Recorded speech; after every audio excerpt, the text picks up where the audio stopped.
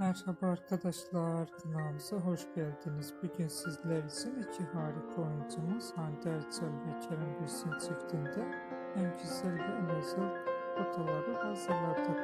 Kerem Bürsin ve Hande Erçel çifti Sen Çal Kapımı dizisinde rol ve sevgili olmuştular.